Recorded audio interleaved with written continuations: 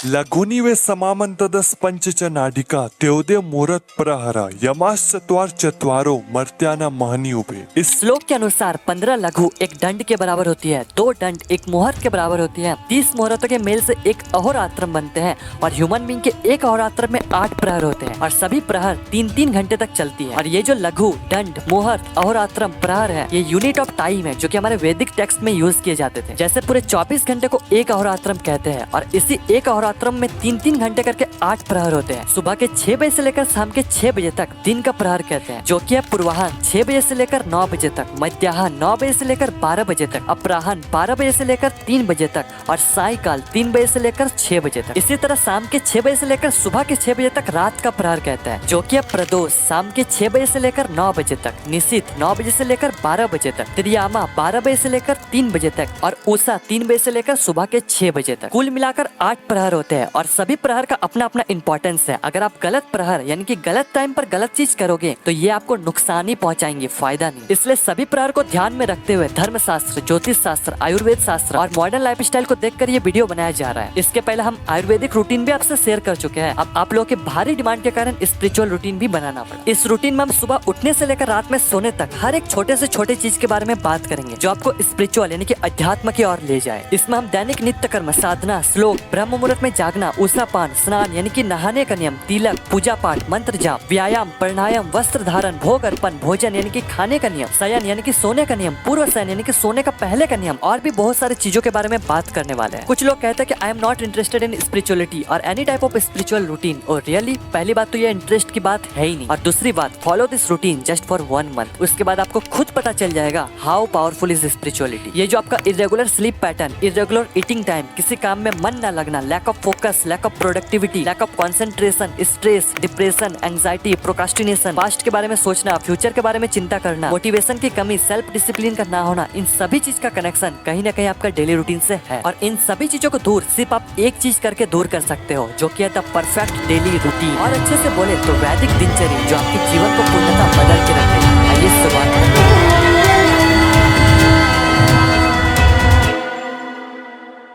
सबसे पहले इस रूटीन को 4 पार्ट में डिवाइड करते हैं। पहला प्रभातचर्या, इसमें हम दिन की शुरुआत करेंगे। दूसरा साधनाचर्या, इसमें हम उन सभी साधना को प्रैक्टिस करेंगे जो हमारे स्पिरिचुअल लाइफ को और स्ट्रॉन्ग बनाएगी। तीसरा दिनचर्या, इसमें हम उन सभी चीजों के बारे में बात करेंगे जिससे हमारा पूरा दिन हेल्थी, प्रोडक्टिव और एनर्जेटिक हो। और चौथा रात्रिचर्या, इसमें हम रात के बारे में स्पेशली स्लीप यानी कि नींद के बारे में बात करेंगे। अब इतने सारे चीज को एक वीडियो में बता पाना इम्पॉसिबल तो नहीं, बता सकते हैं, लेकिन इससे होगा कि इतने सारे चीज को देखकर ही आप डर जाओगे, करना तो दूर की बात है। इसलिए इसे हम 4 पार्ट में डिवाइड कर रहे हैं। इस वीडियो में प्रभातचर्या के बारे में बात करेंगे, फिर पार्ट 2 में साधनाचर्या, तीसरा दिनचर्या और चौथा रात्रिचर्या। इस वीडियो में हम संपूर्ण प्रभातचर्या के बारे में बात करेंगे। मैं हर चीज को करने में कितना समय लगेगा ये भी बताऊंगा, साथ ही हम एग्जाम्पल के लिए खुद से रूटीन भी बनाएंगे जैसे देखकर आप फॉलो कर सकते हो। शुरुआत करते हैं सुबह उठने से कि एक्चुअल में हमें उठना कब चाहिए। अगर प्रहर की बात करें तो उषा प्रहर में, अगर मुहूर्त की बात करें तो ब्रह्म मुहूर्त में और अगर समय की बात करें तो 3 बजे से लेकर 6 बजे तक हमें उठ जाना चाहिए। अब ऐसा क्यों? एज वी ऑल नो हमारा बॉडी पंच महाभूत यानी कि पृथ्वी, जल, वायु, आकाश और अग्नि के मेल से बना हुआ है और इन्हीं पंच तत्वों के आपस के मेल से हमारी बॉडी के 3 मुख्य दोषा का निर्माण होता है। जब वायु और आकाश का मेल होता है तब वात दोष का निर्माण होता है। वात दोष हमारी बॉडी में मूवमेंट की कार्य करती है। 2 बजे से लेकर 6 बजे दिन रात दोनों टाइम सबसे ज्यादा डोमिनेंट रहता है। जब जल और अग्नि का मेल होता है तब पित्त दोष का निर्माण होता है। पित्त दोष हमारी बॉडी में एनर्जी देने का कार्य करती है। ये 10 बजे से लेकर 2 बजे के बीच डोमिनेंट रहता है। और जब जल और पृथ्वी का मेल होता है तब कफ दोष का निर्माण होता है। कफ दोष हमारे बॉडी में लुब्रिकेशन का कार्य करती है। ये 6 बजे से लेकर 10 बजे के बीच डोमिनेंट रहता है। अकॉर्डिंग टू आयुर्वेदा जब हमारे बॉडी में सबसे ज्यादा कफ दोष डोमिनेंट होता है तब हमें सो जाना चाहिए यानी कि 9-10 बजे के बीच। और जब हमारे बॉडी में सबसे ज्यादा वात दोष डोमिनेंट होता है तब हमें उठ जाना चाहिए यानी कि 4 से 6 बजे के बीच। और इसी दौरान ब्रह्म मुहूर्त की स्टार्टिंग होती है, इसलिए शास्त्रों में ब्रह्म मुहूर्त में उठने की सलाह दी जाती है। अगर आपको ब्रह्म मुहूर्त के एग्जैक्ट टाइम कैलकुलेट करना है तो सिंपली आपको कोई भी सर्च इंजन पर सर्च करना है sunrise time in your location. जैसे मैं सर्च करता हूँ सनराइज टाइम इन नैनीताल, तो जो भी सनराइज का टाइम है उससे 1 आवर 36 मिनट सब्ट्रैक्ट कर देना है। जो भी टाइम आया वही ब्रह्म मुहूर्त की स्टार्टिंग का टाइम। अब सबसे बड़ा चैलेंज हमारे सामने ये आता है कि हम ब्रह्म मुहूर्त में उठ तो जाते हैं पर हमें समझ ही नहीं आता कि उसके बाद करें क्या। तो आज हम उसी के बारे में बात करेंगे कि ब्रह्म मुहूर्त में जागने के बाद हमें क्या करना चाहिए। इन माय केस ब्रह्म मुहूर्त की स्टार्टिंग इस टाइम होता है और अगर आप रेगुलर बेसिस पर प्रैक्टिस करते हो ब्रह्म मुहूर्त में जागने की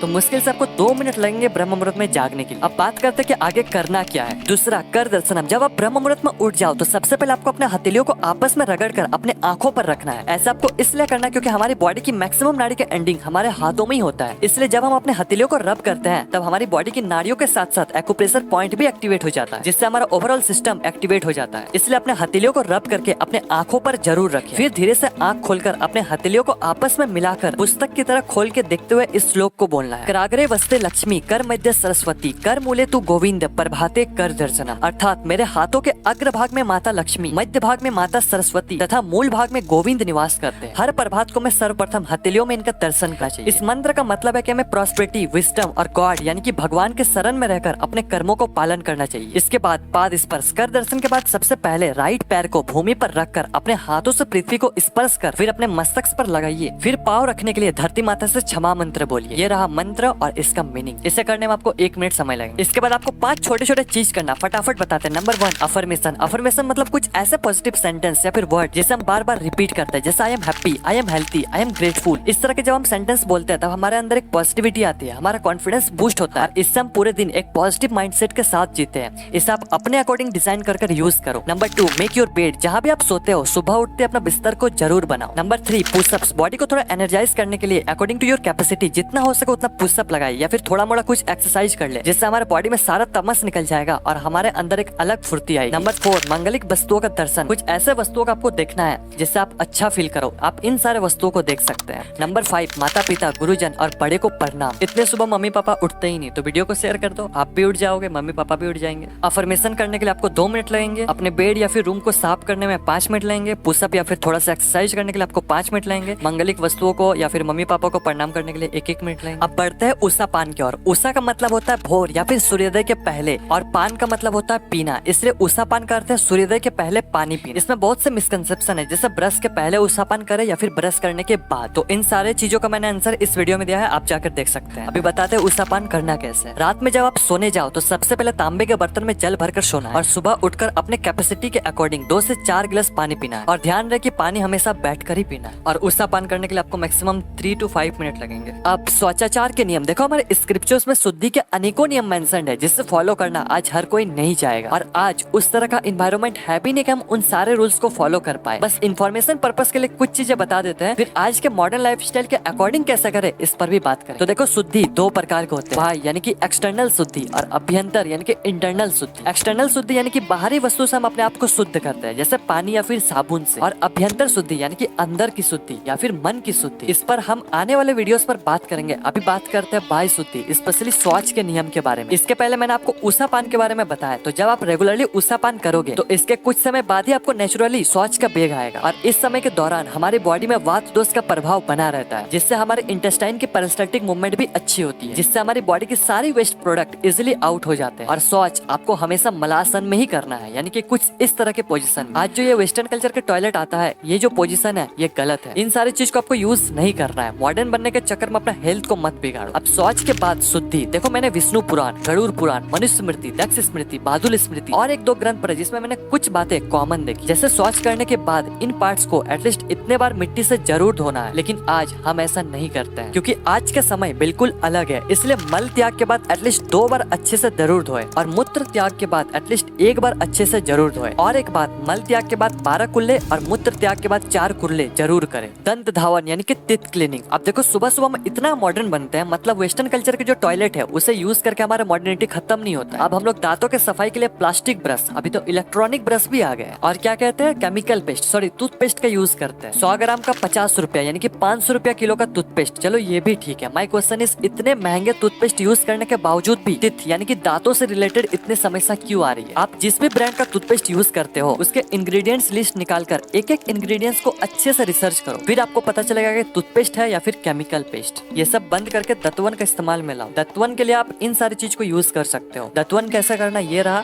और अगर फिर भी टूथपेस्ट और टूथब्रश का यूज करना पड़ा तो आप इन बातों का ध्यान जरूर रखें। जीवा निर्लेखनम यानी कि टंग क्लीनिंग। अब फिर देखो, जिस ब्रश हम दांतों की सफाई करते हैं उसी ब्रश हम जीभ की भी सफाई कर रहे हैं। ये कहाँ का ज्ञानता है? ऐसा आपको कभी नहीं करना चाहिए। अगर आप दतवन का इस्तेमाल करते हैं तो दतवन को बीच से फाड़ कर अपना जीभ साफ करें या फिर टंग क्लीनिंग का इस्तेमाल करें। स्नान यानी कि नहाना। आप में से मैक्सिमम लोगों को बाथिंग यानी कि नहाने का एक्चुअल मेथड पता ही नहीं। आपको लगता है कि इस नहाने से क्या फायदा, लेकिन डीप एंड पर बहुत से ऐसे काम होते हैं जिसके बारे में आपको शायद ही पता होगा। जैसे नहाने के बाद हम इतना ज्यादा रिलैक्स फील कैसे करते हैं, क्योंकि नहाने के दौरान हमारे बॉडी की पैरासिम्पैथेटिक सिस्टम एक्टिवेट हो जाती है, जिससे हमारा स्ट्रेस, डिप्रेशन, एंजाइटी का लेवल कम होने लगता है। इसलिए हमारे शास्त्रों में स्नान को इतना ऊंचा स्थान दिया गया है। और अगर आप गलत तरीके से नहाते हो तो इससे हमारा पूरी ओवरऑल हेल्थ पर इफेक्ट पड़ता है। इसलिए आज हम बाथिंग यानी कि स्नान के रिलेटेड कुछ ऐसे सीक्रेट्स के बारे में जानेंगे जिसके बारे में आपको शायद ही पता हो। स्क्रिप्चर में 4 तरह के स्नान के बारे में डिस्क्राइब किया गया है। सुबह 4 बजे से लेकर 5 बजे के बीच यानी कि ब्रह्म मुहूर्त के दौरान किया गया स्नान को मुनि स्नान कहते हैं। 5 बजे से लेकर 6 बजे के बीच किया गया स्नान को देव स्नान कहते हैं। 6 बजे से लेकर 8 बजे के बीच किया गया स्नान को मानव स्नान कहते हैं। और 8 बजे के बाद किया गया स्नान को राक्षस स्नान कहते हैं। इसलिए जितना पॉसिबल हो सके 8 बजे से पहले ही स्नान जरूर कर ले। अब स्नान के भी अलग अलग क्लासिफिकेशन है। शास्त्रों में इन 5 तरह के स्नान के बारे में बात कही गई है। अब स्नान कैसे करना है इस पर बात करते हैं। सबसे पहले आपको कमर के नीचे के पार्ट्स को ढक लेना है किसी भी कपड़े से, क्योंकि संपूर्ण नग्न होकर कभी नहीं स्नान करना चाहिए। इसके बाद आपको हमेशा ऊपर से नीचे की ओर स्नान करना है, यानी कि सबसे पहले आपको मस्तिष्क पर पानी डालना है, फिर शरीर पर, फिर पैर पर। ऐसा करने से आपका मस्तिष्क का गर्मी पैर से निकल जाती है। और अगर आप पैर से शुरुआत करोगे तो आपका गर्मी मस्तिष्क पर चढ़ जाएगी। इसके बाद संपूर्ण स्नान के दौरान इस मंत्र का उच्चारण करें। अब स्नान के लिए केमिकल साबुन की जगह आप मुल्तानी मिट्टी, बेसन, मिल्क,